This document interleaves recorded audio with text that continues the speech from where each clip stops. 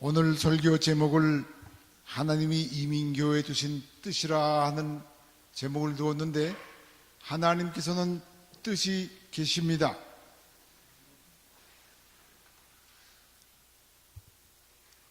하나님의 첫째로 가장 크신 뜻이 무엇이겠는가? 하나님의 가장 크신 뜻은 세상 사람들을 죄에서 구원하는 것이 하나님의 뜻입니다. 그렇죠? 그보다 더 큰 뜻을 우리 지구상에 둔 적이 없습니다. 죄인을 구원하시는데 그 뜻을 두어서 하나님이 누구를 보냈는 거니? 자기의 아들 독생자 예수 그리스도를 이 땅에 보내셨습니다.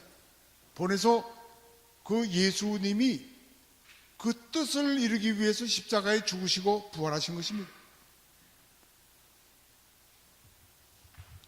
네, 감사합니다.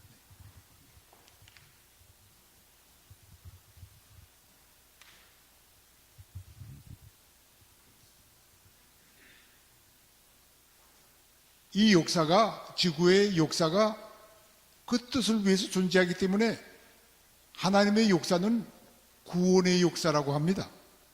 구원이 끝나면 지구는 끝납니다. 그래서 예수님의 제자들이 마태복음 24장에 보면 나와서 언제 끝이 나겠습니까? 하는 질문을 합니다. 언제 이런 일이 있겠습니까?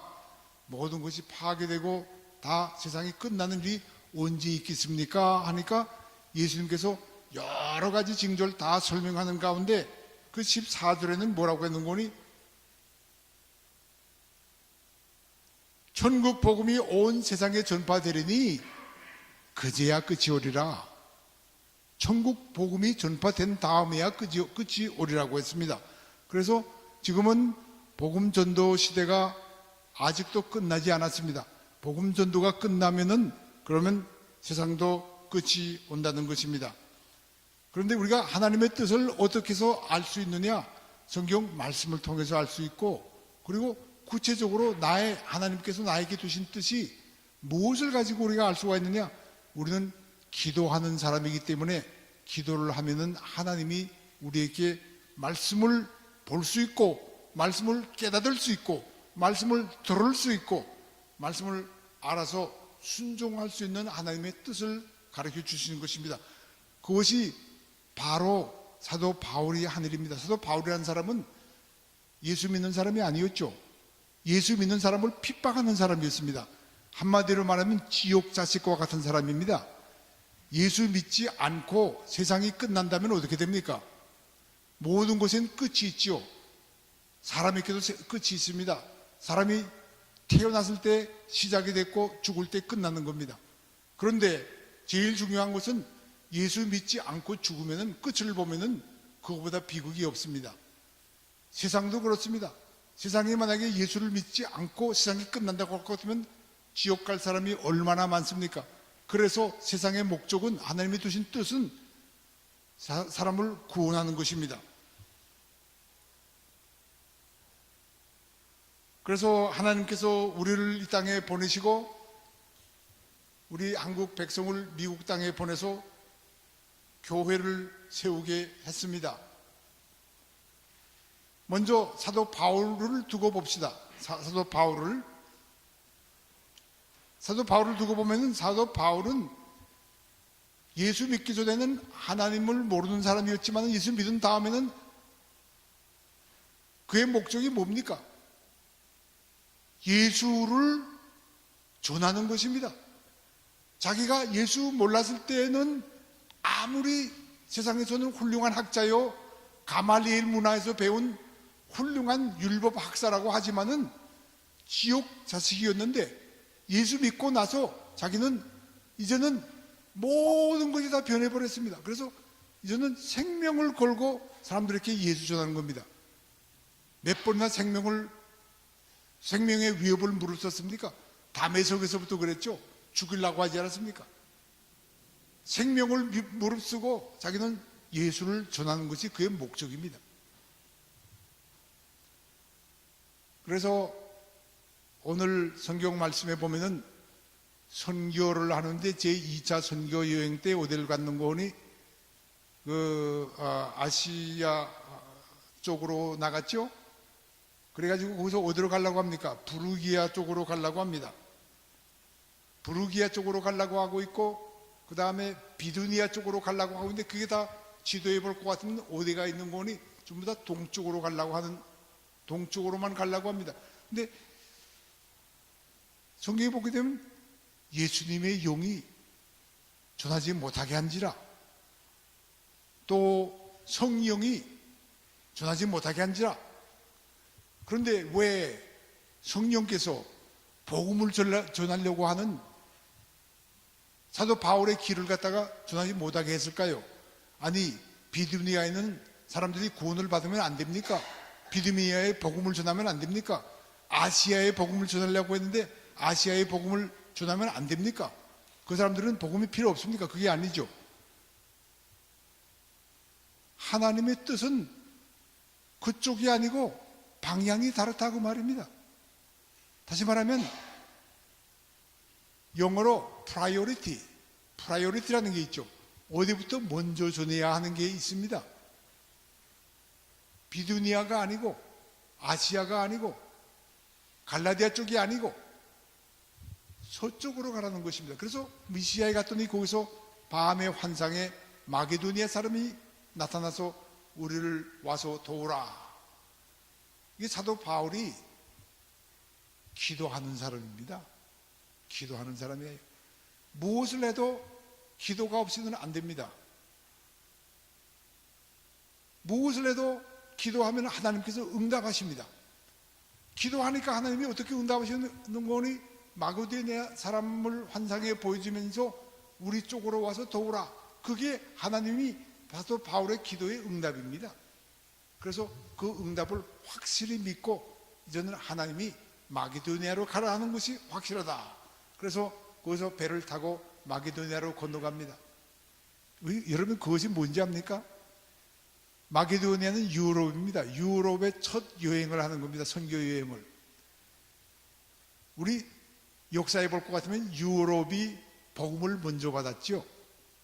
왜 하나님은 아시아로 가려고 하는 사도 바울을 막아가지고 유럽으로 보내가지고 유럽 사람들이 복음을 먼저 받게 해가지고 우리 아시아 사람들이 복음을 나중에 받게 했을까요? 그게 하나님의 계획이요 하나님의 뜻입니다. 우리는 잘 모릅니다. 왜 그렇게 했는지. 저는 불평 많이 했습니다. 제가 예수를 미국에 와서 대학 시절에 믿었는데 믿으면서 하나님께 무슨 항의를 했는 거니? 아, 하나님 왜 서양 사람들이 왜 예수를 먼저 믿어서 우리가 나중에 믿어야 합니까? 뭐 불평이었어요.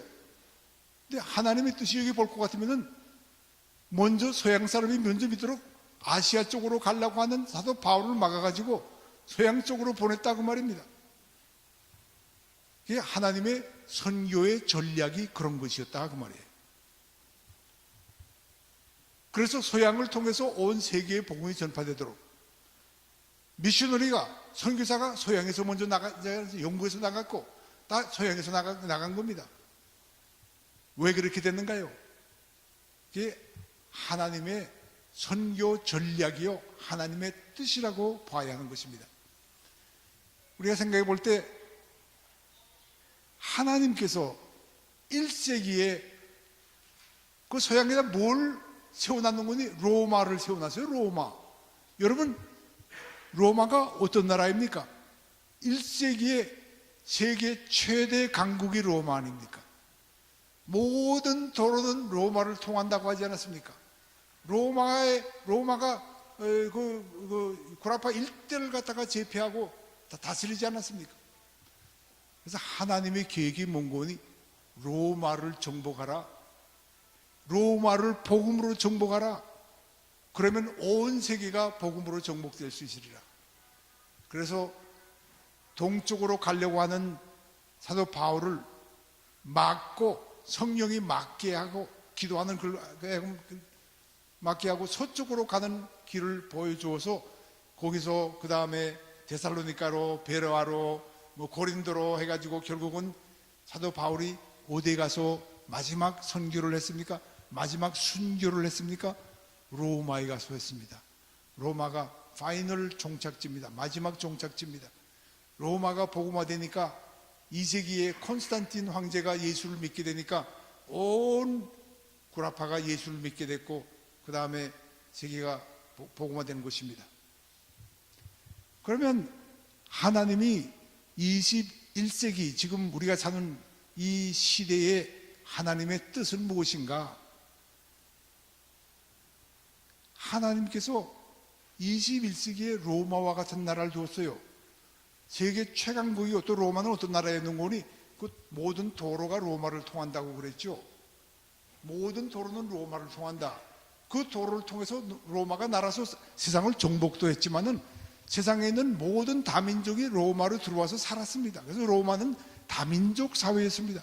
그 시대에 로마보다 다민족 사회가 없었습니다. 근데 오늘 21세기 로마와 같은 나라를 갖다 하나님께서 세우셨는데 그 나라가 어딘 거니? 바로 미국입니다.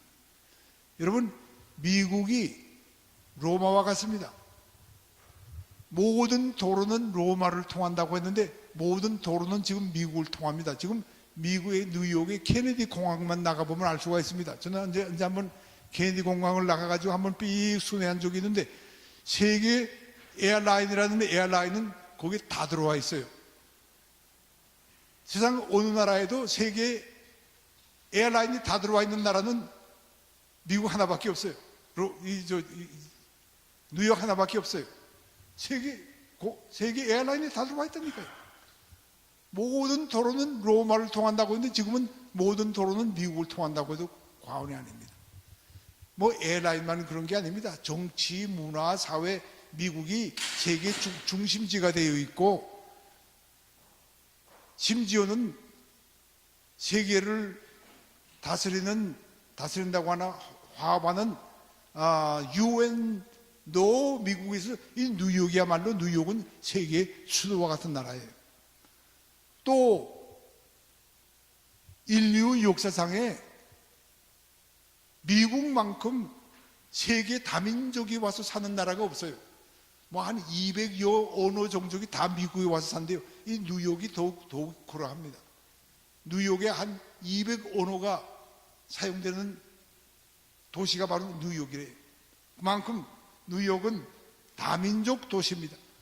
여러분이 사는 이곳이 바로 세계 수도요. 옛날 1세기로 말하면 로마와 같은 데라 하는 것입니다. 하나님께서 갑자기 20세기에 한국 사람들을 미국으로 보내기 시작했습니다. 여러분, 한국 이민이 언제 시작했는지 아십니까?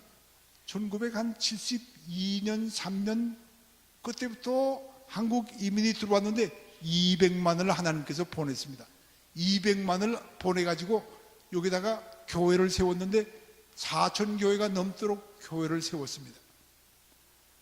지금 45년, 46년쯤 지나고 나니까 우리의 2세들이 자라서 2세들이 주류를 일으키는 때가 됐고 1세들은 지금 다 이제 노화되고 있습니다. 그래서 지금 이렇게 볼 때 하나님께서 한국 이민을 갖다가 보낸 이유가 뭐냐? 어떤 말해 볼 것 같으면은 중국 사람들은 해외 나가서 가는 곳마다 식당을 만들었고 한국 사람들은 가는 곳마다 교회를 세웠다. 사실 그래요. 놀라운 거예요. 미국에 한국 이민이 와서 4천 교회 세웠다는 것은 200만이라고 해서 500명당 교회 하나를 세웠다는 거예요. 이민 500명당 교회 하나. 이건 퍼 캐피타로 따지면은 미국 이민사의 최고의 교회를 갖다 세운 민족이 한국 민족입니다. 그보다도 뭐 미국만이겠습니까만은 어쨌든 미국이라는 나라에 그렇게 많이 세운 것입니다. 그런데 그게 중요한 게 아니라 거기서 2세 교회를 세우는 것이 더 중요합니다. 왜냐하면은요, 구라파에서도 교회들이 이민들이 많이 와가지고 교회들을 세웠어요. 독일 사람들도 와서 독일 교회 세웠고, 스웨덴 사람 와서 스웨덴 교회 세웠고, 또 다치 화란 사람 와서 화란 교회 세웠습니다. 자기네 말로 예배를 드렸습니다. 그런데 오늘날 보게 되면 다 없어졌습니다. 근데 한국 이민교회는 앞으로 어떻게 될까요? 기정한 사실입니다. 세월이 가면은 다 없어집니다. 근데 없어지는데 남는 교회가 있습니다. 남는 교회, 어떤 교회가 남지 않습니까? 이세 교회를 세워서 다민족 교회를 만드는 교회, 영어권 이세 교회를 세워서 다민족 교회를 만드는 교회는 영원히 남습니다. 바로 뉴 하트 미션 처치가 바로 그런 교회입니다. 아침에 영어 예배 때 와서 제가 설교도 했는데요, 이런 교회는 우리 이민 1세의 교회는 그 목적이 뭔 거니? 2세들을 세워서 다민족 교회 세우는 것이 목적이지, 우리끼리만 예배 잘 드리다가 사라지면은 그 구라파에서 오는 화란 교회하고 뭐가 달라요? 똑같죠? 독일 교회하고 뭐가 달라요? 다 아무 뜻이 없습니다. 그래서 하나님께서 우리를 갖다 보내가지고 여기에서 교회를 세우게 한 이유는 2세를 세우라 하는 뜻이 있습니다. 그리고 미국을 복음화하고 세계를 복음화해라. 미국이 복음화돼, 미국이 로마라고 그랬죠. 세계 수도요, 세계의 가장 중심적인 영향이 있는 나라가 미국입니다. 미국이 복음화되면 세계를 복음화할 수 있습니다. 여러분, 저는요, 미국에 오기 전에는 예수를 안 믿었습니다.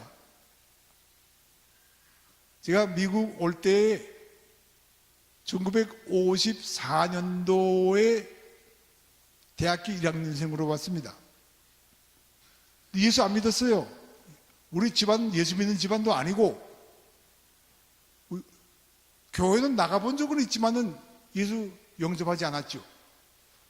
근데 미국에 와서 예수를 믿었는데 대학에서 예수를 믿었어요.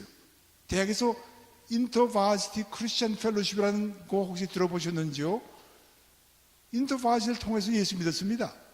그래서 저는 미국의 대학이라는 것이 얼마나 중요한 선교 요충지인지 모릅니다. 왜냐하면 지금 보니까 미국의 대학은요,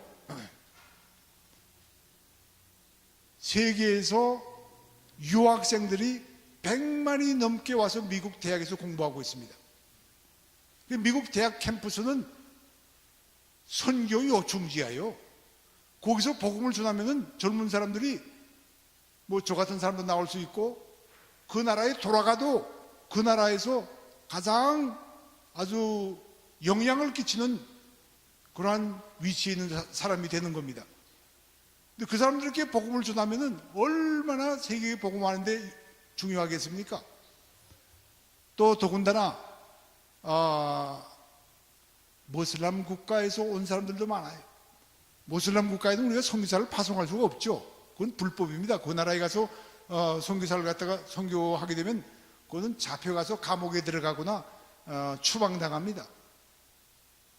그러나 미국에 여러분, 무슬람들이 지금 얼마나 많이 와서 살고 있는 줄 아십니까? 10 밀리언, 1000만 무슬람이 살고 있습니다. 점점 많아지는 것 같아요. 난 가는 데마다 많이 보는데, 그런데 미국에서는 무슬람에게 복음을 전해도 괜찮습니다. 법적으로 금지가 되어 있지 않아요. 그 나라에서는 못하지만은 여기서는 얼마든지 할 수 있어요. 미국이야말로 선교 요충지예요. 세계 사람이 다 와 있으니까 미국은 나라 바깥에 나가지 않고 세계 선교할 수 있는 나라가, 유일한 나라가 바로 미국이에요. 그래서 하나님께서 우리 한국 이민을 200만 보내주시고 4천 교회를 세우게 한 목적이 어디 있느냐? 미국을 선교하고 세계를 선교하라고 한 것입니다. 그래서 참 하나님은 보니까 미국과 한국을 세계 선교에 쓰시는 것 같아요. 아직도 세계의 선교사를 제일 많이 파송하는 나라가 어느 나라인지 아십니까? 미국이에요. 구라파는요, 옛날 선교사도 파송하고 옛날에 구라파에 기독교가 먼저 들어왔지만은 지금은 구라파가 선교지가 됐습니다. 교회에 주일날 참석하는 사람이 2%도 안 된대요. 여러분, 교회 주일날 나가는 성도가 사람이 2%, 그 국민의 총 인구의 2%도 안 된다고 할 것 같으면 그걸 갖다가 선교학에서는 미전도 종족이라고 그래요. 미전도 종족. 뭐 아시아나 아프리카나 이런 데 가서 아직도 복음을 받아들이지 않고 교회 나가는 사람이 2%도 안 되면 그 사람들을 보고 미전도 종족이라고 그래요. 구라파가 미전도 종족이 돼가고 있는 겁니다. 그런데 선교를 제일 많이 하는 나라가 아직도 미국입니다. 미국. 그런데 미국 다음으로 많이 하는 나라가 한국이에요. 근데 하나님께서 이민 교회를 이 땅에 보내주신 목적은 특별한 뜻이 있습니다. 2세들을 키우라는 뜻인데 2세들이 어떤 게 2세인가? 여러분 한번 생각해 보세요. 2세는 미국 땅에서 태어났죠. 태어났기 때문에 그들의 언어가 뭡니까? 언어가 영어죠. 영어를 한국말보다 더 잘하죠. 언어가 태어난 모국어나 마찬가지입니다. 여러분 영어라고 할 것 같으면 1세기에 비교해서 1세기에 사도 바울이 여러분 로마 가고 뭐 데살로니가 가고 베레아 고린도 가서 무슨 말로 전도한 것 같아요? 히브리 말로 전도했어요? 안 되죠. 그 당시 전 구라파가 헬라말로 통했어요. 헬라말로 전부 다 전했어요. 그래서 여러분 가지고 있는 성경 있죠? 신약 성경은 전부 다 헬라말로 원본이 헬라어입니다. 오늘날 영어가 1세기 헬라말과 같이 했습니다. 영어가 세계 언어가 됐어요. 근데 우리 2세들은요, 다시 말하면 1세기 사도 바울이 헬라말을 능통하게 잘한 것처럼 다시 1세기 선교사들은 다 헬라어에 능통했습니다. 그리고 로마 시민권들을 가지고 있었어요. 사도 바울도 로마 시민이라고 했고 바나바도 로마 시민이고 디모데 다 이 사람들 로마 시민권을 가지고 있었습니다. 왜냐하면 로마 시민권을 가지면 모든 데 다 통하니까. 우리 2세들이 바로 그런 셈이라고 볼 수 있어요. 영어에 능통하죠. 미국 시민권 가지고 있죠. 어디든지 갈 수 있죠. 지금 세계 어느 곳에 가든지 영어로 통하는 것이지 한국말로 통하는 것은 아니죠. 그래서 우리 1세들은요 제한되어 있어요. 문화권도 제한되어 있고 문화도 제한되어 있고 언어도 제한되어 있고 우리 1세는 할 수가 없습니다. 제한되어 있어요. 그렇지만 2세는 제한되어 있지 않습니다. 그래서 우리 1세가 해야 될 게 뭐냐? 2세를 키워놓으면 돼요. 그러면 우리 할 일은 다 한 겁니다. 지금 이 교회가 하고 있는 게 그거예요. 벌써 2세들을 키워서 오늘 와서 제가 예배드리는 보니까 2세들이 숫자가 더 많대요. 앞으로 거기서 훌륭한 선교사도 나오고 훌륭한 처치 플란팅 하는 사람들도 나오게 될 겁니다. 이 뉴욕의 다민족 교회를 갖다 세우고 하게 될 겁니다. 지금 이미 그렇게 나오고 있습니다. 혹시 여러분 아시는지 모르겠지만은 지금 한 5세쯤 되는 마이클 오라고 하는 우리 한국 2세 선교사가 있습니다. 일본에 가서 한 14년 선교 일을 잘 하다가 3년 전에 여러분 세계 선교 협의회 기관인 로잔 무브멘트라는 기관 들어보신 적 있지요? 로잔 무브멘트는 1974년도에 빌리 그라함 목사가 세운 국제적인 세계 선교 단체입니다. 선교 단체라기보다도 무브멘트입니다. 무브멘트. 그 사람들이 모여가지고 시시대로 모여가지고 설교 전략을 세웁니다. 세계 선교 전략을 세웁니다. 근데 영국의 존 스타트 같은 사람이 그 일을 했고 포드 레이턴 같은 미국 사람, 다시 말하면 서구의 중요한 위대한 그 서구의 아주 거물들이 이끌어온 선교 세계적 선교 무브멘트인데 3년 전에 그 CEO가 한국 2세, 필라델피아에서 자라난 한국 2세 마이클 오가 됐어요. 그건 세상이 깜짝 놀랄 일입니다. 이때까지 서구 사람들, 서구의 거물들이, 서구의 고장들이 인도해온 그 로잔 무브먼트가 갑자기 동양 사람한테 갔는데, 동양 사람도 무슨 선교적 무슨 뭐 경험이 많고 나이도 많은 사람에게 간 게 아니라 42세밖에 안 되는 젊은 사람에게 그걸 물려준 겁니다. 벌써 한 3년째 지금 하고 있습니다. 우리 한국 2세가 미국에 사는 2세들이 그렇게 될 수가 있는 거예요. 또 한 이야기를 할 것 같으면은, 우리 속해 있는 교단 PCA 안에 선교단체가 있는데, MTW라고 하는 선교단체가 있습니다. 그 선교단체는 약 한 800명의 선교사를 세계 모든 만방에 파송하고 있는 우리 교단, 미국 교단이에요. PCA라는 미국 교단이니까 선교사들이 뭐 대부분이 미국 사람들이죠. 근데 거기에 치프로 계신, 코오디네이터로 계신 닥터 폴 코이스트라라고 하는 사람이 2년 전에 은퇴했어요. 그리고 후임자를 찾는데 찾다 누굴 찾는 거니 한국 2세가 됐어요. 로이드 킴이라는 한국 2세. 그 사람은 뭡니까? 마이클 오보다 더 젊어요. 1살, 2살 더 젊어요. 돼가지고 미국 백인 교단에 800명 선교사를 파송하는 선교단체의 그 치프가 한국 2세가 됐다니까요. 이제는 시대가 달라진 거예요. 이제는 그렇게 되는 거예요.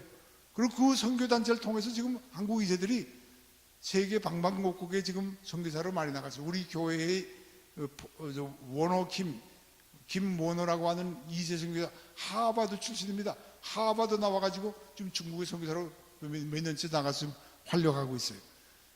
그런 사람들을 말할 것 같으면 참 끝이 없습니다. 그리고 우리 미국의 정민철 목사님 동생으로 있는 민총이라고, 정민용 목사죠. 어바나 일리노이에서 교회를 26년 전에 세웠죠. 이게 비빌리컬스 공부할 때 우리 교회 전도사로 있었어요. 너무나 훌륭한 사람인데 가서 교회를 세웠는데 지금 한 1,300명 나오는데 거기에서 인재들을 계속 배출해낸 거예요. 근데 교회라는 것은 딴 거 아닙니다. 보니까 인재를 만들어내야 돼요. 사람을 키워내는 게 교회예요. 근데 교회에서 젊은이들도 키워내야 되고, 거기서 교회에서 신학교도 가야 되고, 거기서 목사도 나와야 되고, 선교사도 나와야 되고, 또 평신도 일꾼들도 많이 키워내야 돼요. 훌륭한 장로들, 훌륭한 집사들 많이 나와야 돼요. 교회는 사람 키우는 것이 교회입니다. 사람 키우지 못하면 교회는 교회가 아니에요. 나 어떤 목사, 실패하는 목사를 봤어요. 젊은 사람인데 너무 똑똑하고 참 아까워요. 설교 너무나 잘하고 영어도 너무나 잘하고 너무나 아까운 사람들이 실패하는 걸 봤어요. 왜 실패하는가? 그 원인을 가만 보니까 사람을 키우지 못했기 때문에 실패하는 거예요. 사람 키우면 실패 안 합니다. 훌륭한 장로 키우고 훌륭한 집사 키웠는데 왜 교회가 실패합니까? 훌륭한 전도사 키워서 계속해서 나가서 또 다른 교회를 개척하고 막 내보내고 그러는데 왜 교회가 실패합니까? 될 수가 없어요. 사람 키우는 게 교회입니다. 근데 사람 키우는 것이요, 절대로 쉽지는 않습니다. 희생이 필요합니다. 목사가 큰 교회 세워서 CEO처럼 돼가지고 떵떵거리는 게 목사가 아니죠. 그렇죠? 목사는 사람을 키우는 겁니다. 사람 키우면 목사는 성공합니다. 제가 이 교회 와서 보니까 이 교회 젊은이들이 막 키워지고 있는 것을 보니까 너무나 감사해요. 그리고 또 훌륭한 집사들, 장로들 세워서 그 사람들이 뒷받침을 해야 되는 거예요. 제가요, 우리 교단에 있는 좋은 교회를 하나 알고 있는데 미국 교회입니다. 아틀란타에 있어요. 페리미터 교회라는 교회인데 그 교회에 랜디 포프라는 원래는 젊은 목사였는데 지금 많이 늙었죠. 젊은 목사였는데 신학교에서 갓 나와가지고 교회를 거기다 세운 거예요. 처음 시작할 때는 그 자기 어린아이 젖 먹일 돈도 없었대요. 그런데 지금 계속해서 교회를 키웠는데 지금은 엄청나게 자랐습니다. 근데 그 사람이 제가 잘한 비결을 알고 있어요. 그런 비결이 뭔 거니? 훌륭한 장로들을 세우고 훌륭한 전도사들을 세우고 목사들을 세워서 계속해서 교회를 개척하는 겁니다. 제가 아틀란타 떠나기 전이니까 지금부터 10년 전에 자기 교회 외에 그 지역에 25교회인가 26교회를 개척했어요. 사람들을 내보내가지고 전도사 내보내고 부목사 내보내고 교회 26개를 개척했는데 그 가운데는 대형 교회들도 있어요. 근데 그 사람이 뭐라고 했는 거예요? 자기 생전에 죽기 전에 100교회를 개척한다고 그래서 100교회. 그런 마음을 가지고 나가니까 하나님이 축복하시는 거예요. 그래서 여러분 혹시 아시는지 모르지만 김승욱 목사라고 있습니다. 김승욱 목사라고 있는데 그 후임이 제가 하던 그 필라델피아 연합교회 후임으로 왔어요. 와서 한 6년 있다가 LA에 있는 사랑의 교회로 간다고 그래요. 그래서 사랑의 교회 가면은 교회 성장시켜가지고 교회만 크게 하려고 하지 말고 계속해서 사람을 내보내가지고 교회를 세우라. 그분이 예 그러더라고요. 처음에는 좀 걱정을 하더라고요. 교회를 세우게 되면 딴 사람들이 비판하면 어떡하느냐. 교회 세우게 되면 자기 교회 옆에다가 세웠다고 비판하면 어떡하느냐. 그래서 같은 교단만 아니면 된다. 교회에 어차피 있어야 되는 건데 같은 교단끼리 그렇게 할 수 없지 않느냐. 같은 교단 아니면 뭐가 걱정할 거예요. 그래서 그분이 나가지고 교회를 갖다가 여러 개 개척해서 세웠어요. 근데 교회 세운다고 해서 자기 교회가 작아진 건 아니에요. 자기 교회는 더 성장했어요. 하나님이 우리 이민교회에 주신 뜻이 무엇이냐? 제가 볼 때는 그래요. 2세대를 세워서 미국을 복음화하고 세계를 복음화하라고 하나님께서 2세대를 세운데 저는 평생 그렇게 믿고 그렇게 살았고 우리 교회에서 2세대를 많이 개척해서 지금 뭐 이제 자랑으로 이야기하지 않지만 벌써 여러 2세 교회들이 나가서 지역 필라델피아도 벌써 여럿이 됐고 지역으로 많이 나갔습니다. 그래서 지금 따져보면요 우리 1세 교회보다도 2세 교회 다 합하면 그게 한 몇 배로 더 큽니다. 만약에 세우지 않으면 이제 1세 교회는요 이민이 안 들어옵니다. 지금 여러분 이민이 1976년도에 제일 많이 들어왔습니다. 그때만 한 4,5천 명 1년에 4,5천 명 들어왔는데 지금은 작년 재작년 얘가 302명 들어왔어요. 그래서 역이민까지 합하면 지금 마이너스 이민입니다. 제가 교단 총무 일을 맡으면서 여러 교회를 돌아보면요 이젠 이민교회 시대는 이제 기울기 시작했다고 봅니다. 이민교회는 점점 줄어듭니다. 이민이 안 들어오기 때문에 우리 자라난 2세들은 한옥권이 아니고 영어권이기 때문에 한옥권으로 안 들어오지 않습니까? 그러면 한옥권은 어떻게 됩니까? 점점 노화되고 가고 있는 겁니다. 그래서 플로리다에 제가 아는 어떤 목사님은 그걸 일찍이 깨달았습니다. 이러다가는 우리 교회가 점점 노화되고 없어지겠다. 그래서 이민 교회를 영어권 멀티 에트닉 처치로 전환시키려고 자기 교회에 그런 비전을 가진 2세 목사를 하나 좀 구해달라 하는 요청이 왔어요. 근데 이 교회는 이미 2세 교회가 더 크니까 여러분이 계속 기도해서 하나님께서 그 가운데서도 훌륭한 이세들이 배출돼서 이 뉴욕 지역을 복음하고 나가서 세계를 복음하는 그러한 교회가 되도록 기도하시기 바랍니다. 다 같이 기도하겠습니다.